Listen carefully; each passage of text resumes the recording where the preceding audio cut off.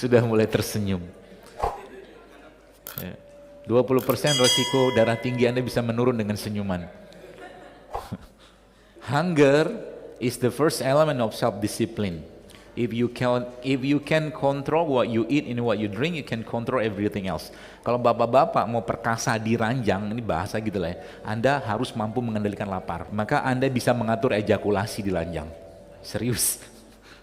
Tapi lapar aja nggak bisa dikontrol, sabar nggak bisa dikontrol, marah nggak bisa, sulit dikontrolnya. Begitu filosofinya. Karena lapar sendiri bagian dari kemampuan kita menahan hawa nafsu. Itu sebabnya kalau kembali ke hadis tadi, kata Nabi, ala wa inna fil jasad mudghah, iza sholat jasada kulluhu, wa iza fasada jasada kulluhu. Ketahuilah dalam tubuh manusia terdapat segumpal daging. Kalau daging itu baik, baik semua, daging itu rusak, rusak semua. Ketahuilah daging itu adalah kolbu. Ada yang mengatakan itu jantung, ya.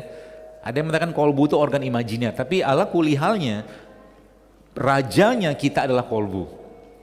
Jadi kalau kita bisa menundukkan nafsu kita jadi pemenang. Tapi kalau nafsu kita tidak bisa, bukan nafsu manusia nggak bisa ditundukkan sehingga dia lebih mengutamakan hawa nafsunya, maka dia jauh lebih rendah daripada hewan, kan begitu kata Allah dalam Al-Quran. Dan penyakitnya kolbu itu banyak.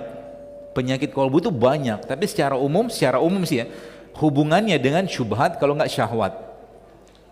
Kalau nggak syubhat, syahwat, gitu-gitu aja. Karena manusia itu satu ruh.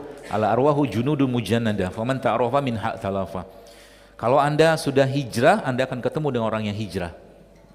Ruh manusia diciptakan bak prajurit berbaris-baris. Mana-mana yang saling kenal dia ketemu, mana-mana yang saling bersih dia akan berpisah. Begitu hadisnya.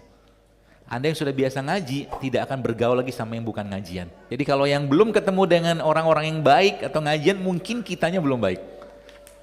Pemahaman hadisnya seperti itu.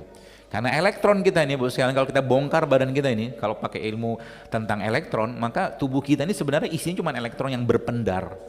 Isinya kuanta-kuanta. Kuanta-kuanta itu membawa muatan emosi. Jadi kita tuh manusia itu sebenarnya bukan makhluk fisik, tapi kita sangat-sangat kalau bangkit bahasa Al-Quran itu fana banget, karena dia di dalamnya tuk gitu loh, seperti itu, berputar.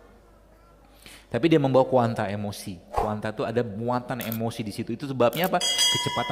Kecepatan elektron berputar itu sangat cepat. Artinya apa?